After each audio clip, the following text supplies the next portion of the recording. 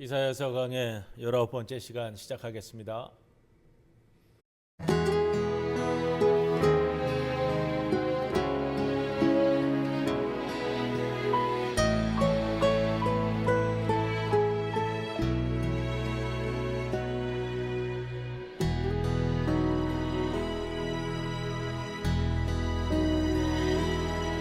나를 지으신 이가 하나님, 나를 부르신 이가 하나님, 나를 보내신 이도 하나님, 나의 나 된 것은 다 하나님 은혜라. 나의 달려갈 길 다가도록 나의 마지막 홀 다하도록 나로 그 십자가 품게 하시니 나의 나 된 것은 다 하나님 은혜라.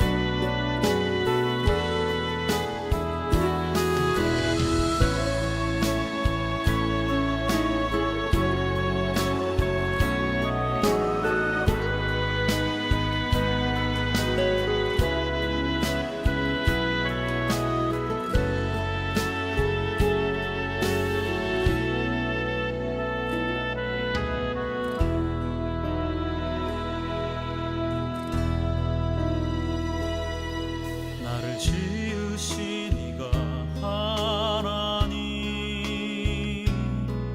나를 부르신 이가 하나님, 나를 보내신 이도 하나님,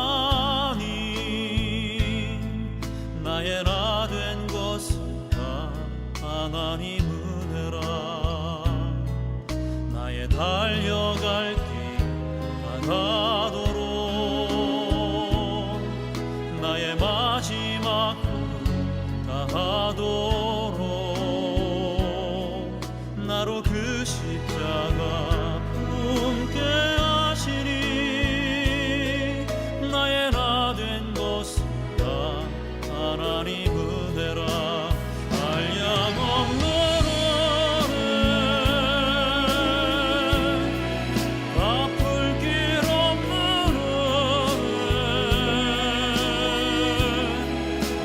삶을 내워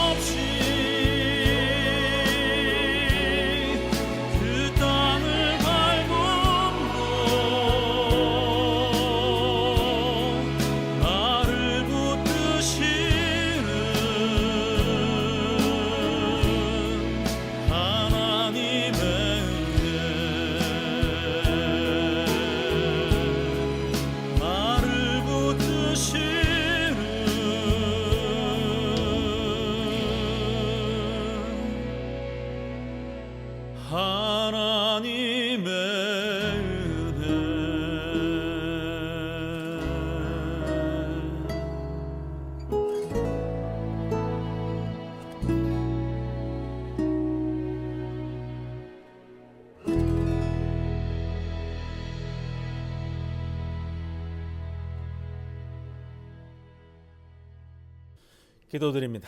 주님, 우리 모두는 그리스도의 품성을 닮아가는 삶이 되게 하옵소서.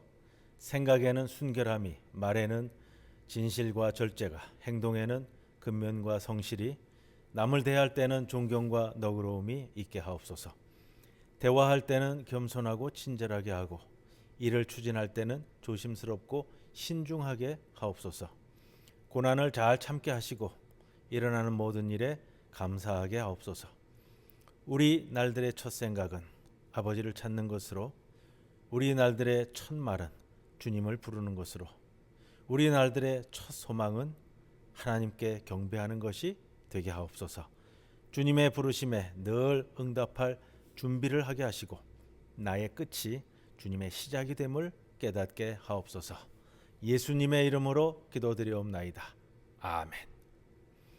484장 찬송드립니다.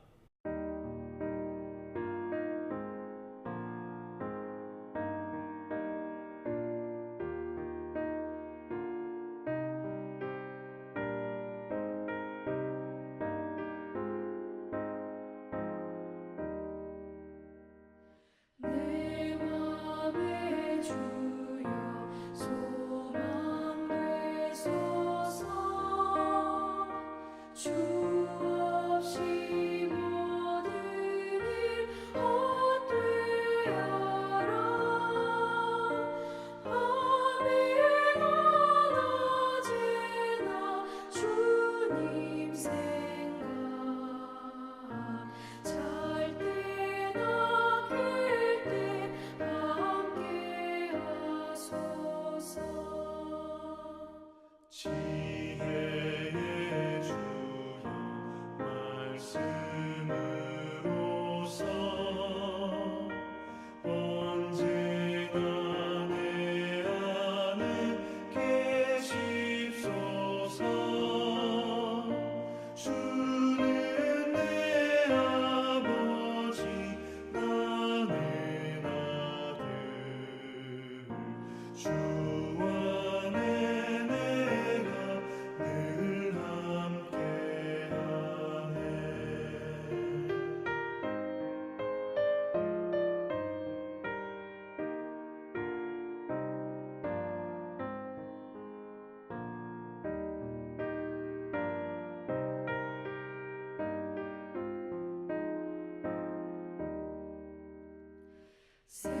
세상의 영광 나 안 보여도 언제나 주님은 나의 기여. 주님만 내 맘에 계시오니 영원한 주님 참 귀하셔라. 영원한 주님 내 승리의 주, 하늘의 기쁨을 주옵소서. 어떠한 고난이 닥쳐와도 만유의 주여 소망 되소서.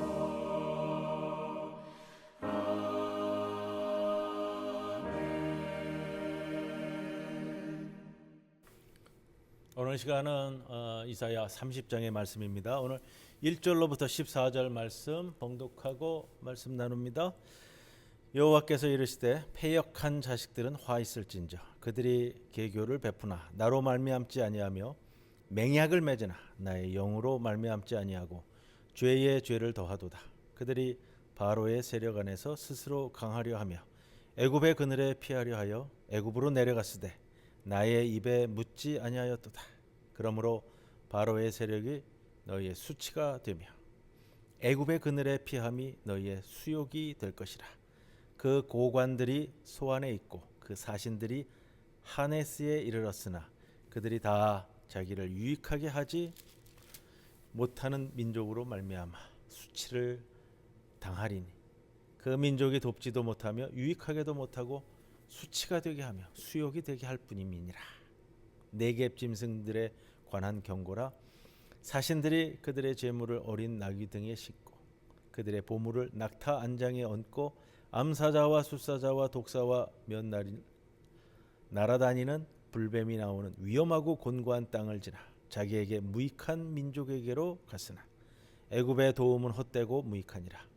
그러므로 내가 애굽을 가만히 앉은 라합이라 일컬었느니라. 이제 가서 하나 백성 앞에서 서판에 기록하며 책에 써서 후세에 영원히 있게 하라. 대저 이는 패역한 백성이요 거짓말하는 자식들이요 여호와의 법을 듣기 싫어하는 자식들이라. 그들이 선견자들에게 이르기를 선견하지 말라. 선지자들에게 이르기를 우리에게 바른 것을 보이지 말라. 우리에게 부드러운 말을 하라. 거짓된 것을 보이라. 너희는 바른 길을 버리며 첩경에서 돌이키라. 이스라엘의 거룩하신 이를 우리 앞에서 떠나시게 하라 하는도다. 이러므로 이스라엘의 거룩하신 이가 이같이 말씀하시되 너희가 이 말을 업신여기고 압박과 허망을 믿어 그것을 의지하니 이 죄악이 너희에게 마치 무너지려고 터진 담이 불쑥 나와 순식간에 무너짐 같게 되리라 하셨은즉 그가 이 나라를 무너뜨리시되 토기장이가 그릇을 깨뜨림같이 아낌이 없이 부수시리니 그 조각 중에서 아궁이에서 불을 붙이거나 물 웅덩이에서 물을 뜰 것도 얻지 못하리라. 이사야서 11번째 시간입니다. 오늘 애굽과 이제 동맹을 맺으려고 애쓰는 모습고 거기에 대한 하나님 아버지의 말씀을 듣게 됩니다. 자, 예언자 엘리야가 활동하던 기원전 9세기 북이스라엘 백성은 하나님과 바알 사이에서 갈팡질팡했습니다. 하나님과 바알 사이에서 갈팡질팡이라기보다는 하나님도 섬기고 바알도 섬기고 좋을 대로 가는 거예요. 왜? 뭔가 하나 잡히면 되는 거니까. 이런 이제 생각으로 사는 거란 말이에요. 자, 그래서 명목상으로는 야훼를 신봉하는 나라에 불과했고, 자, 아합 왕을 비롯한 온 나라의 백성들이 바알 종교에 열광하는 거예요. 바알과 아세라 신학교는 수많은 신학생으로 넘쳐났습니다. 그래서 어느 날 엘리야가 갈멜산에서 이스라엘 백성을 향해 이렇게 말하는 거예요. 너희가 어느 때까지 둘 사이에서 머뭇거리겠느냐. 야훼를 택하든 바알을 택하든 둘 중 하나를 택하라. 근데 둘 중 하나를 선택하라라는 것 자체가 이스라엘 백성들이 받아들이거나 이해하기가 어려운 거예요. 왜 둘 중에 하나를 받아들여야 돼요? 하나는 버리고 하나만 취해야 되냐? 우리가 이것도 섬기고 저것도 섬기고 또 저것도 섬기다가 뭐 잘 되면 다 좋은 거지. 이런 생각이에요. 그래서 사고 방식의 접근조차 어렵다라고 말씀을 드릴 수 있는데, 자, 그래서 이 북이스라엘 백성들도 마찬가지입니다. 신앙의 문제를 택일의 문제로 보는 게 아니야. 한 가지만 선택해야 되는 문제로 보는 것이 아니에요. 그렇기 때문에 둘 중 하나를 선택하라는 엘리야의 이 외침은 예수님이 외친 것처럼 이스라엘 백성들에게 굉장히 전폭적이고 혁신적인 사상이었다. 이렇게 말씀을 드립니다. 아무도 두 주인을 섬기지 못하나니 너희는 두 가지 인생, 두 가지 삶을 동시에 살 수 없다라는 것이 이제 선지자들이 외치는 것이고, 백성은 왜 두 가지를 섬기지 못하냐라는 거고요. 하나님이든 재물이든 하나님이든 바알이든 상반된 두 가지 삶을 동시에 선택할 수는 없다라는 양자택일의 문제가 뒤따릅니다. 오늘 이사야 선지자도 유다 백성들에게 강하게 말하는 겁니다. 언제까지 너희는 하나님과 애굽 사이에서 갈팡질팡할 것인가? 믿음은요 항상 좀 이렇게 갈림길에서 이쪽이냐 저쪽이냐를 요구하는 경우가 있습니다. 이사야 선지자가 외치는 것은 애굽에게 의지하지 말라. 셀 수 없을 만큼 여러 차례 경고했습니다. 그러나 유다 백성들은 하나님과 애굽 사이에서 저울질하다가 애굽 쪽으로 기울어졌습니다. 하나님 대신에 애굽 쪽에 붙는 거예요. 이에 대해서 하나님께서 강한 배신감을 느끼셨을 것이고, 오늘 이제 선포의 말씀이 거기에 기반을 하는데, 성경에서 이 죄라는 것은요, 때로는 이 지조와 충성과 절개를 하나님이 아닌 다른 존재에게 바칠 때에 이걸 죄라고 얘기합니다. 야훼 하나님이 그들의 유일한 주인임에도 불구하고 눈치를 보다가 어느 쪽이 나을까 해서 붙는 거, 이게 이제 죄의 본질입니다. 이런 사실을 염두에 두고 오늘 본문을 보면은 이제 확연히 우리 마음에 다가올 거고요. 여기에 대해서 하나님께서 먼저 유다 백성들에게 불행을 선포합니다. 하나님이 내리실 불행과 화의 대상은 유다 왕국과 히스기야 왕이었습니다. 물론 그래요. 그들이 당시에 처한 국제사회의 정치적, 외교적, 군사적 좀 판세를 분석했을 거예요. 상황이 매우 어려웠습니다. 아시리아의 침공이 눈앞에 왔기 때문에 여기서 벗어날 수 있는 길이 무엇일까? 아시리아에 필적할 만한 세력을 갖춘 애굽을 얻는 것이 우리나라가 살 일이다. 이렇게 이제 판단을 하는 거예요. 그래서 히스기야 왕은 군사고문단, 외교사절단을 애굽에 급파하는 것이 우리가 살 길이다. 이렇게 여겼습니다. 국난을 맞았을 때 어떠한 애티튜드를 갖느냐. 물론 인간적인 계산이 다 시작이 되는 거예요. 정보를 분석하고 이런 상황에서 외교적으로는 어떤 입장을 취해야 되고. 네, 히스기야 왕이 심각한 오판입니다. 오판이 무엇일까? 하나님께서 1절에 유다를 패역한 자식들이라고 부릅니다. 고집불통의 완고한 자녀라는 겁니다. 어렵거나 깜깜한 일이 있으면 먼저 먼저 아버지이신 하나님께 묻고 상의해야 하는 것. 하나님을 제쳐놓고 애굽에 달려갔고, 하나님을 제껴놓고 자신들의 계획을 세웠고, 하나님을 무시하고 소위 말하는 애굽과 지금의 이제 상호 방위 조약을 맺게 되는데, 그렇죠. 우리 자녀들이 자신의 중요한 일들, 학업, 대학 입학, 또 입사, 결혼, 이사 이런 문제에 대해서 부모와 한마디 상의 없이 혼자 결정한다면 부모의 마음이 어떨까? 무시당했다는 서글픔, 또 더 나아가면 이제 배반당했다라는 마음도 들겠죠. 철없이 행동하고 결정하는 자녀를 향한 또 연민이 있을 수도 있고요. 저는 하나님도 유다의 고관들이 세운 어리석은 정책, 그 판단들에 대해서 몹시 분노하셨습니다. 자결하는 사막의 태양을 피해 하나님의 그늘 밑에서 쉼을 얻는다라는 것보다 폭풍과 한설을 피해 하나님의 보호하심 아래로 대피하기보다 당장에 유익한 것처럼 보이는 애굽 왕 바로의 보호를 택했다. 애굽의 그늘을 찾아갔다. 그래서 하나님 아버지께서는 어리석은 자녀의 이러한 결정이 결코 그들에게 유익이 되지 않다는 것을 서글퍼하셨다라는 거예요. 유다 왕 히스기야는 정치적 판단에 따라서 이제 애굽에 파견할 고위급 사회절단을 꾸려서 애굽에 보냈을 겁니다. 4절에 애굽의 소안 지역과 하네스 지역이 그들의 목적지였는지 아니면 거기를 거쳐서 가는지 하여튼 본문이 그렇게 표현을 하고 있고요. 그렇잖아요. 군사적 도움을 요청하는 자리에 빈손으로 갈 수 없는 겁니다. 군사적 구걸을 하는 거잖아요.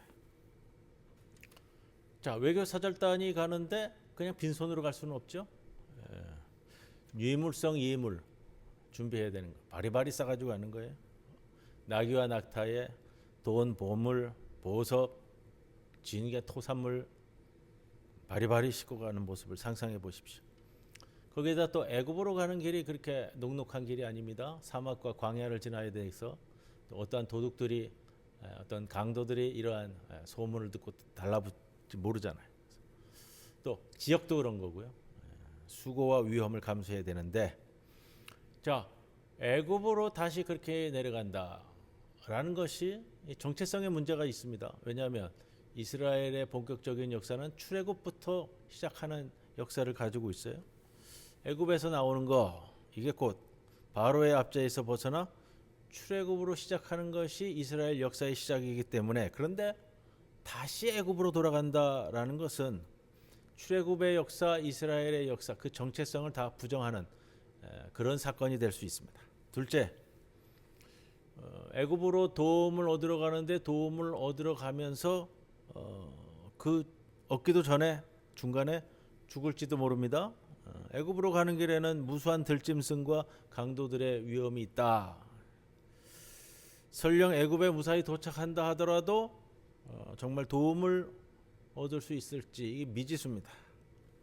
애굽이라는 나라는 이 사막과 그 다음에 지중해 바다, 이게 외또 따라 떨어져서 있는 나라입니다. 그래서 침략을 잘 받지 않는 나라인데, 그렇기 때문에 자신들의 자존감이 세요. 그러면서 외부에는 좀 큰 소리 떵떵 칠 수 있는데, 큰 소리만 쳤지 실제로는 도움이 되지 못하는 나라는 허풍쟁이 나라일 수 있다라는 겁니다. 그렇기 때문에 이러한 애굽을 바라는 것은 그냥 쇼로 끝날 수도 있다라는 겁니다. 그래서 7절에도 보면은 이제 라합 이야기가 나오는데, 가만히 앉은 라합이다. 라합이라는 것은 뭐냐면 이제 바다 괴물을 얘기하는데, 바다 괴물이 힘을 쓰면은 힘을 좀 쓰겠는데 가만히 앉았다라는 것은 아무 힘 쓰여서 쓸모가 없는 괴물, 이렇게 얘기하는 겁니다. 그래서 오늘 성경 말씀에서 애굽으로 가는 것은 많은 비용을 들여 멸망을 구입하는 것과 같다, 이런 표현이에요. 하나님 외에 다른 신을 구하는 것, 다른 세력을 의지하는 것, 멸망으로 들어가는 길이다라는 거예요. 오히려 이것이 이 일들로 인해 수치를 당할 뿐이다라고 표현합니다. 확실히 도와줄 수 있는 야훼 하나님을 두고 뭔가 또 다른 뾰족한 수나 있는 듯이 힘껏 애굽을 따라갔다가 아무 소득도 얻지 못했으니 그게 수치이고 창피이다 라는 것. 10절 말씀에 그들이 선견자들에게 이르기를 선견하지 말라, 선지자들에게 이르기를 우리에게 바른 것을 보이지 말라, 우리에게 부드러운 말을 하라, 거짓된 것을 보이라. 선견자들, 선지자들에게도 너희들의 아무것도 말하지 말라, 그냥 우리가 이게 다 잘 될 것이라고만 이야기하라, 이런 식으로 하나님의 말씀이 선포되는 것을 대놓고 무시하는 겁니다. 마음이 부패하고 삐뚤어지면은 자기에게 주는 좋지만 쓴 약은 거부하고 몸에 안 좋고 달콤한 말만 들으려 하는 것, 진리를 싫어하고 불의와 타협하는 아첨하는 마음 속에 사는 것. 자, 본문에 보면은 이 하나님을 이야기하면서 12절 말씀입니다만 중요한 명칭이 반복해서 등장을 합니다. 어떤 거냐면 12절에 이스라엘의 거룩한 신 이가 이같이 말씀하시되, 거룩하시니 이 표현을 참 많이 나옵니다. 11절에도 이스라엘의 거룩하신 이를 우리 앞에서 떠나시게 하라. 이 이스라엘의 거룩하신 이라는 것은 안다는 거예요. 그러나 받지 않겠다는 거예요. 이러한 거룩하신 하나님께서 유다와 그의 백성들에게, 그리고 지금도 진정한 구원을 갈구하는 우리들에게 우리의 구원의 비밀을 알려주십니다. 그것은 구원은 회개하는 일로부터 시작된다. 돌이킨다라잖아요. 회개. 마음을 돌이키고 길에서 돌이키는 것. 길에서 돌이킨다라는 표현이 아주 적절하게 여기 맞을 것 같습니다. 애굽으로 내려가는 길에서 돌이켜라. 오늘 본문에서는 좀 제외된, 오늘 제가 읽지는 않았습니다만 15절 이하에 보면은 그러한 구원은 어떻게 임하느냐? 조용히 임한다. 잠잠히 조용히 있으면 하나님이 이루시려는 장대한 구원을 볼 수 있다. 기다려야 된다. 하나님께서 말씀하시는 구원을 얻기 위해 너희가 할 일이 없다. 너희는 그저 가만히 그리고 잠잠히 신뢰하고 믿기만 하라. 이 표현의 가장 원초적인 표현은 어디 나오냐면요, 홍해 바다를 앞두고 모세가 이 홍해 바다 앞에서 백성들과 함께 섰을 때 너희는 잠잠히 있어 여호와께서 이루시는 구원을 보라, 이 표현이 나온단 말이에요. 너희들은 잠잠히 있어 여호와께서 이루시는 구원을 보라 이러는데, 오늘 여기서도 구원을 얻기 위해 너희들이 할 일이 있는 것이 아니라 잠잠히 신뢰하고 믿기만 한다면 그것이 구원이 오는 길이다라는 말씀을 동일하게 합니다. 그러나 아쉽게도 유다와 예루살렘 백성들은 하나님의 이러한 단순하고도 심오한 구원의 길, 하나님의 가르침에 관심이 조금도 없었기 때문에 선지자들에게, 선견자들에게 가만히 있어라, 너희들이 비판하지 말고 그냥 부드러운 말만 우리에게 해라, 우리가 애굽 다녀올 것이다, 이거예요. 자, 이들이 아마 하나님의 구원을 바라지도 않고 추구하지도 않았을 거예요. 우리가 기억할 것은 있습니다. 우리는 구원이라는 것이 하나님의 은혜로 위에서 주어지는 선물이라는 거예요. 그 과정에 있어서 오늘 본문의 근거에서 우리가 말씀을 생각한다면 우리가 취해야 할 유익한 자세는, 우리가 가져야 할 유일한 자세는 손을 펴서 다가오는 구원의 선물을 받기 위해 조용히 침묵하면서 기다리는 것. 너의 힘으로 하지 말라. 이 구원에 대한 사건은 너의 힘으로 하는 것이 아니라 하나님의 은혜의 선물로 주어지는 것이다. 그것을 믿느냐? 믿느냐? 은혜라는 것은요, 오늘 마지막으로 좀 이 말씀을 드리고 싶어요. 은혜라는 것은요, 믿음으로 인해 주어지는 선물이다. 은혜라는 것은 믿음으로 인해서 주어지는 선물이다. 그렇기 때문에 너에게 임할 구원을 하나님께 맡기라. 애굽에 또 바알신에 기대지 말라. 이 말씀 오늘 19번째 이사야서 강해의 말씀으로 드립니다. 485장 찬송 드립니다.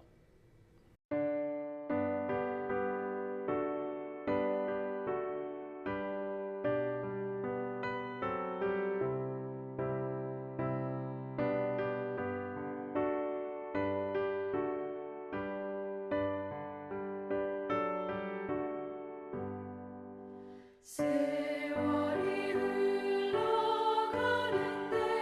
이가 그대 된 나는 괴로운 세월 가는 것 막을 길에 주옵네. 소요난 너가 섰는데 내 친구 건너가네. 저 건너편에 빛난 곳 내 눈을